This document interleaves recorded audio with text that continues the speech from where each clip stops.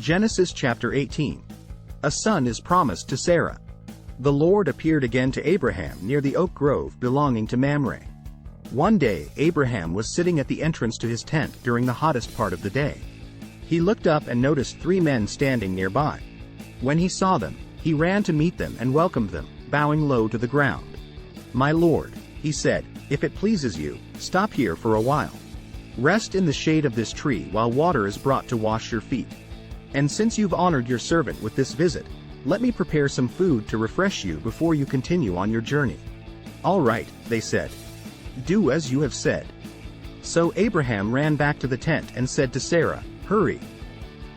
Get 3 large measures of your best flour, knead it into dough, and bake some bread." Then Abraham ran out to the herd and chose a tender calf and gave it to his servant, who quickly prepared it.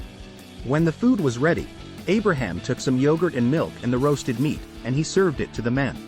As they ate, Abraham waited on them in the shade of the trees. "Where is Sarah, your wife?" the visitors asked. "She's inside the tent," Abraham replied. Then one of them said, "I will return to you about this time next year, and your wife, Sarah, will have a son." Sarah was listening to this conversation from the tent.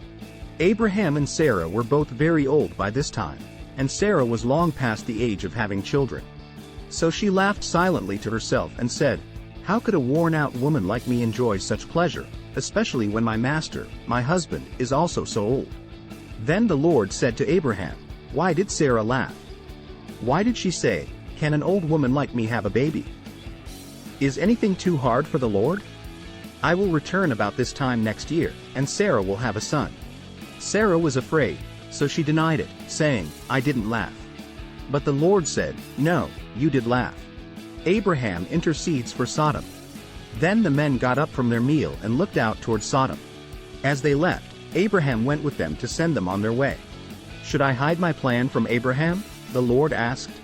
"For Abraham will certainly become a great and mighty nation, and all the nations of the earth will be blessed through him. I have singled him out so that he will direct his sons and their families to keep the way of the Lord by doing what is right and just. Then I will do for Abraham all that I have promised." So the Lord told Abraham, "I have heard a great outcry from Sodom and Gomorrah, because their sin is so flagrant. I am going down to see if their actions are as wicked as I have heard. If not, I want to know." The other men turned and headed toward Sodom, but the Lord remained with Abraham. Abraham approached him and said, "Will you sweep away both the righteous and the wicked?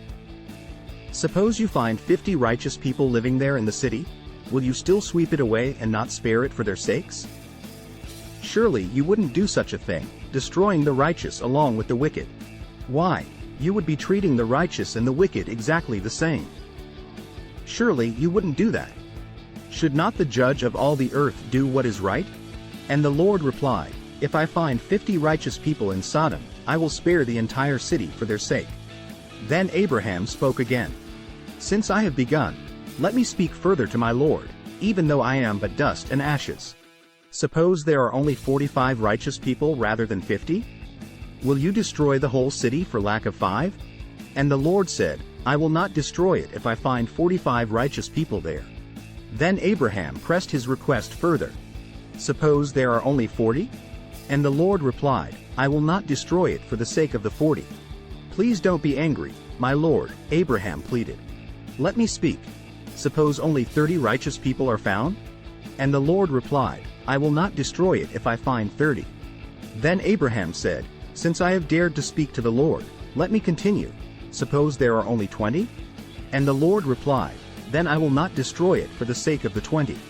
Finally, Abraham said, "Lord, please don't be angry with me if I speak one more time. Suppose only 10 are found there?" And the Lord replied, "Then I will not destroy it for the sake of the 10.